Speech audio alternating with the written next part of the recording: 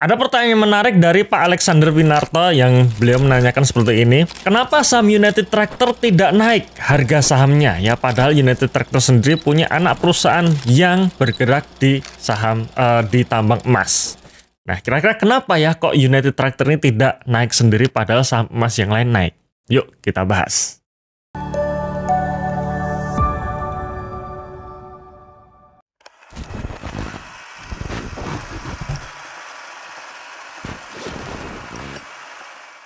Oke, seperti biasa, pastikan sebelum kita melanjutkan pembahasannya, teman-teman untuk download ebook watchlist kami dulu ya, karena kami sudah menulis ebook di mana ada 3 saham undervalue di dalamnya. Dan ada insight-insight tentang investasi jangka panjang yang bisa teman-teman baca di dalam ebook tersebut. Ya, ebook tersebut bisa di-download secara free. Linknya di bawah ini. Sekaligus teman-teman silahkan join channel Telegram kami karena di situ kadang saya share ya tulisan-tulisan yang tidak bisa saya videokan. Jadi supaya tidak ketinggalan informasi, teman-teman juga harus join di channel Telegram kami dan ini juga free ya, linknya di bawah ini.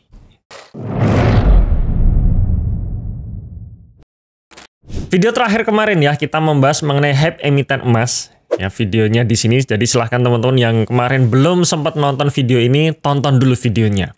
Dimana saya meyakini bahwa hype emiten emas ini belum berakhir.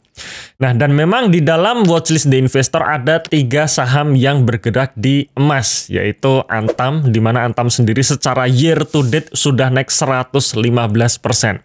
Kemudian ada saham Arci, di mana saham Arci ini secara year to date sudah naik 70%, dan ada saham PSAB yang secara year to date sudah naik 122%. Dan akhirnya ada pertanyaan tadi ya, yang dimana kenapa emiten-emiten emas pada naik, tapi saham United Tractor tidak naik. Jadi kita lihat saham United Tractor sendiri yang ini juga digadang-gadang sebagai saham yang di dalamnya ada emas, ya ada tambang emas, ternyata nggak naik, nggak ikut euforianya. Dimana saham United Tractor sendiri secara year to date belum naik, bahkan masih minus 19,23%. Nah, kenapa bisa seperti ini? Secara fundamental ya, jawabannya adalah karena tambang emas ini bukan bisnis utamanya United Tractor. Ya, sekarang kita coba lihat di segmen bisnisnya United Tractor di chapter kedua.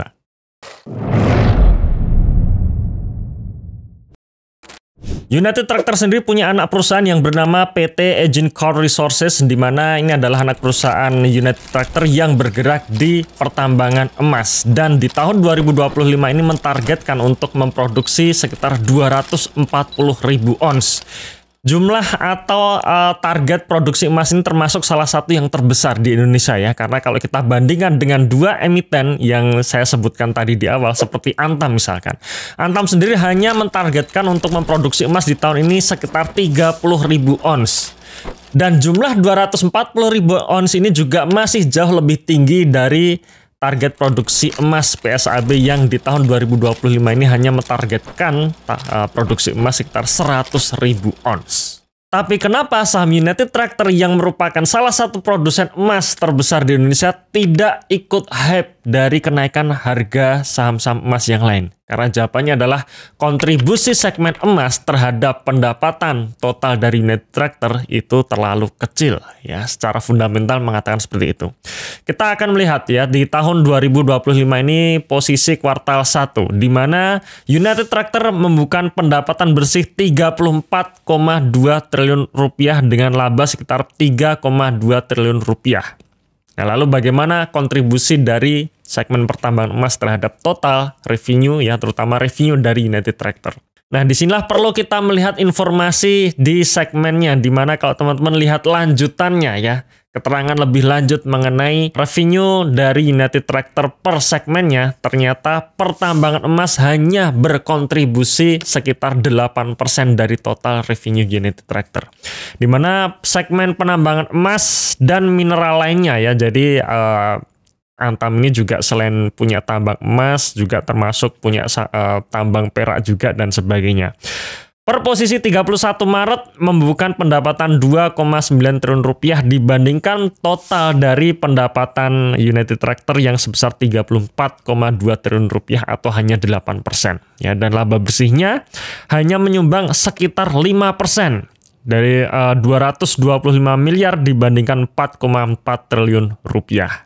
Dan di sini teman-teman juga bisa melihat bahwa segmen terbesar dari bisnisnya United Tractor masih dikontribusi oleh mesin konstruksi ya atau alat berat, di mana menyumbang 14,8 triliun, kemudian kontraktor penambangan 15,1 triliun. Penambangan batu bara ternyata juga jauh lebih besar dibandingkan segmen dari penambangan emas. Nah, dari sini bisa kita simpulkan ya bahwa secara fundamental kenapa United Tractor tidak mengikuti ya atau tidak ikut-ikutan hype dari emiten emas lainnya, walaupun dia punya penambangan emas bahkan dengan jumlah produksi yang jauh lebih tinggi dibandingkan emiten emas lainnya. Jawabannya adalah karena kontribusinya terhadap total revenue United Tractor tidak terlalu signifikan untuk segmen penambangan emas.